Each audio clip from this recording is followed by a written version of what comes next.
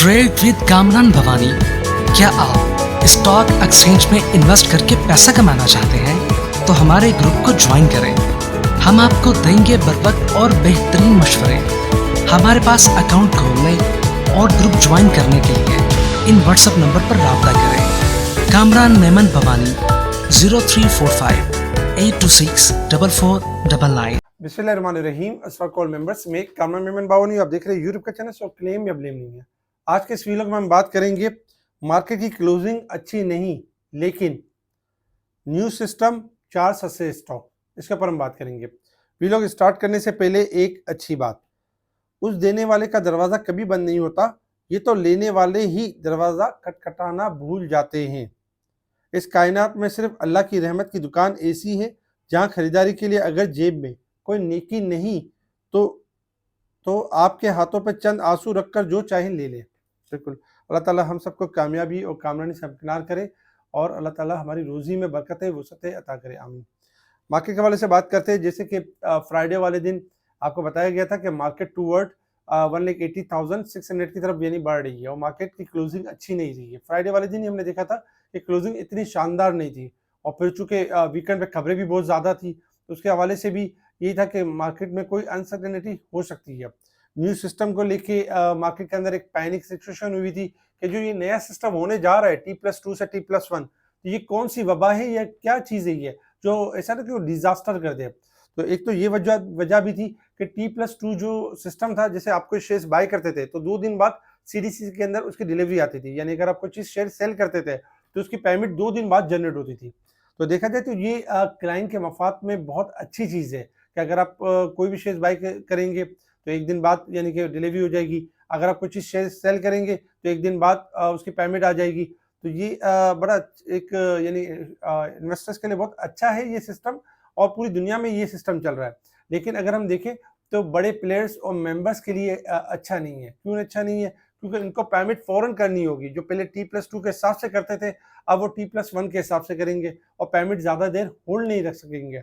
तो जो होल्ड करते थे उसमें कुछ ना कुछ बेनिफिट, कुछ ना कुछ मामला मिल जाते थे। तो बहरहाल आज उसी का रिएक्शन हमने देखा कि मार्केट के अंदर जब स्टार्ट हुई तो एक स्टार्टिंग में तो थोड़ी पॉजिटिव रही 1500 पॉइंट प्लस तक, लेकिन चूंकि फ्राइडे की क्लोजिंग अच्छी नहीं थी उस हिसाब से मार्केट का गिरना एक्सपेक्टेड था और मार्केट का डाउनवर्ड जाना एक्सपेक्टेड था। इसी वजह से हमने देखा कि मार्केट तकरीबन 3000 और 136 पॉइंट तक नेगेटिव हो गई, 3100 पॉइंट तक नेगेटिव गई मार्केट और मार्केट ने लो बनाया 1,80,992 का लो बनाया।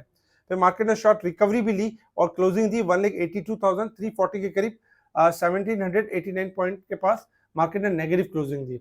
वॉल्यूम में अगर हम देखें तो वॉल्यूम में कमी रही 927 मिलियन के वॉल्यूम्स, जो कि फ्राइडे से कम थे। फ्राइडे वाले दिन ज्यादा वॉल्यूम्स देखने में आए, 1266 मिलियन के वॉल्यूम्स थे। तो वॉल्यूम्स में हमने कमी देखी, तो ये भी एक वजह थी और इसकी वजह से हमने देखा कि मार्केट में गिरावट रही। ये जो T+1 का सिस्टम इंशाल्लाह आज से यानी कि रेगुलराइज हो जाएगा। काफ़ी सारे हाउसेस के अंदर सेटलमेंट भी नहीं हुई थी क्योंकि यानी कि जो फ्राइडे को सेटलमेंट होनी थी तो फ्राइडे और मंडे की सेटलमेंट आज एक साथ हो रही है। तो एक वजह प्रेशर की ये भी थी। इसके अलावा वीकेंड पे काफ़ी अच्छी खबरें भी थी। यूएस के हवाले से अच्छी खबरें थी कि यूएस और ईरान का जो मामला जा रहा है वो बड़ा बेहतर जा रहा है। इस हफ्ते भी मामला चलेगी, पीस टॉक चलेगी और अच्छे रिजल्ट आएंगे। सेकंड नंबर पे यूएस पाकिस्तान के रिक्विडिटी के अंदर यानी कि सरमायाकारी करेगा और फंड्स मजीद एलोकेट किए हैं, तो ये भी बहुत अच्छी न्यूज़ थी।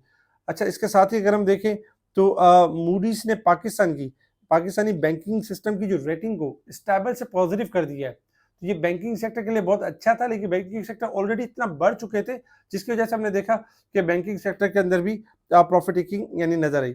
पाकिस्तान में सोने की फी तोला कीमत में देखा जाए तो 5,300 रुपये का इजाफा रहा और 5,24,762 के करीब फी तोला फरोख्त हुआ।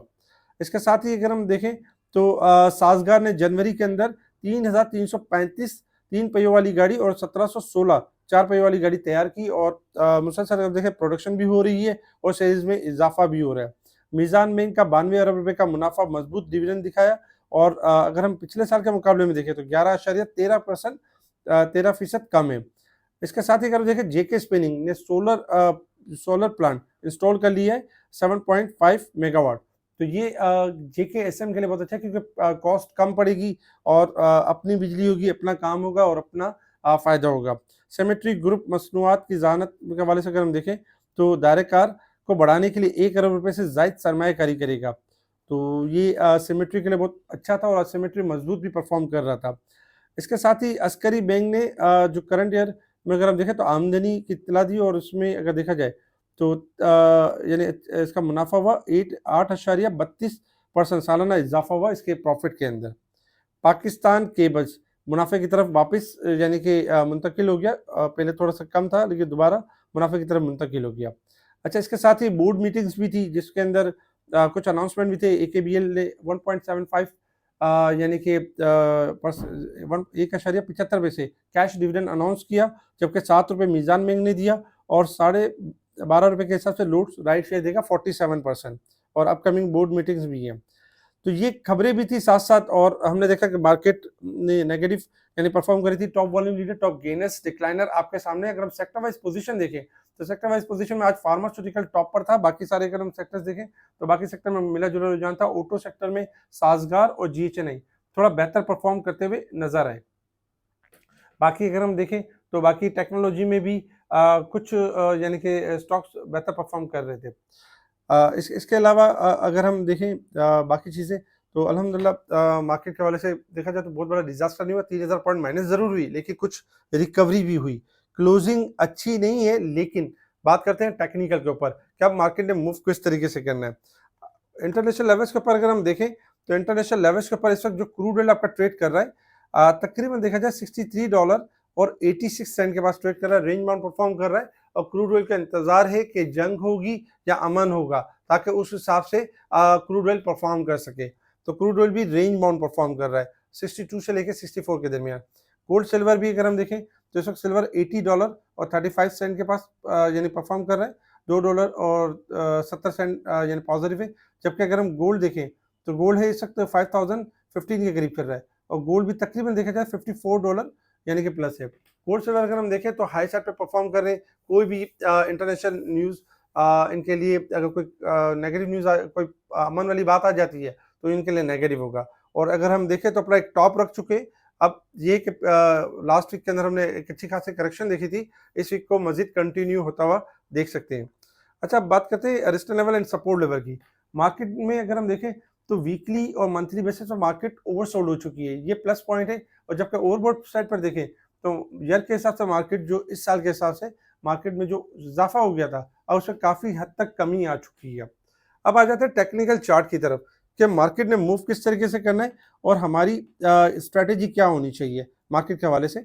अगर मार्केट के हवाले से अगर हम देखें तो देखिए हमने देखा था कि मार्केट ने ट्रायंगल ब्रेक कर दिया था, उस हिसाब से मार्केट के अंदर करेक्शन ड्यू थी और मार्केट के अंदर डाउनवर्ड एक्सपेक्टेड था कि मार्केट 1,80,600 की तरफ जा सकती है। आपने देखा कि मार्केट ने 1,82,000 स्टार्टिंग में आज के दिन 600 का लेवल जैसे ब्रेक किया तो एक हमें प्रेशर नजर आया 3000 पॉइंट का और फिर बाद में मार्केट ने रिकवरी भी ली। एक क्लोजिंग तो अच्छी है लेकिन अभी मार्केट को ब्रेकआउट करना बाकी है, जिसमें अगर हम देखें तो 1,82,632 ये लेवल बनता है मार्केट का। कल के दिन मार्केट अगर इस लेवल को ब्रेक करके सस्टेन कर जाती है तो इंशाल्लाह मार्केट मूव करेगी वंस अगेन 1,83,000 से लेकर 1,85,000 तक मूव करेगी और शॉर्ट रिकवरी देगी। और इस शॉर्ट रिकवरी का मतलब यही होगा कि हमें सेल ऑन स्ट्रेंथ के ऊपर रहना चाहिए, हमें प्रॉफिट बुकिंग के ऊपर रहना चाहिए, हमें परचेजिंग को फिल वक्त यानी कि स्टॉप करना चाहिए ताकि एक्स्ट्रा चीज़ें या हार्ड साइड पर कुछ चीज़ें आपकी बाइंग ना हो। तो कल के लिए जो शॉर्ट रेजिस्टेंस लेवल है 1,82,632 का लेवल है और जैसे ब्रेक एंड सस्टेन होगा देन मार्केट मजीद मूव करेगी। अदरवाइज मार्केट के पास वही सपोर्ट रहेगी 1,80,000 यानी कि 500-600 की और सेकंड सपोर्ट रहेगी 1,79,800 की रहेगी।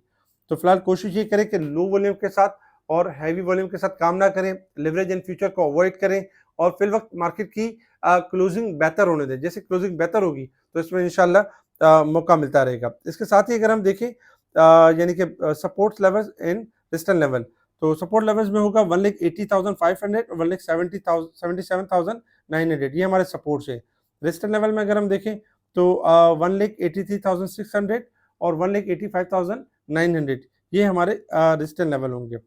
इसके साथ ही अगर हम 4 स्टॉक की बात करें जो सस्ते हो चुके हैं, अगर सबसे पहले अगर हम बात करें सरले की, देखिए सरले के अंदर 137 और 135 के करीब हमारी तरफ से सेलिंग कॉल दी गई थी और बता दिया गया था कि सरले प्रॉफिटिंग कर ले। सरले का 138 रेजिस्टेंस लेवल है, ये ब्रेक होगा तो ही ऊपर जाएगा, अदरवाइज लोअर साइड से चला है तो करेक्शन कर सकता है। आज हमने देखा कि सरले ने लो बनाया, तकरीबन अगर देखा जाए तो 118 का और तकरीबन 119 का लो बनाया।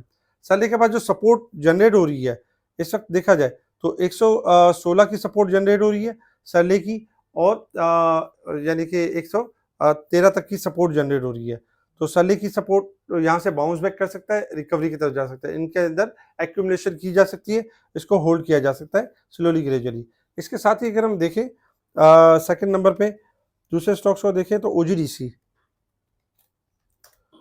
ओजीडीसी में भी अगर हम देखा जाए तो ओजीडीसी भी आपका टॉप पर था और ओजीडीसी ने में भी अच्छी खासी करेक्शन यानी कि जनरेट की थी, और करेक्शन करते हुए ओजीडीसी भी 330-335 के करीब यानी कि प्रॉफिटिंग जनरेट हो रही थी।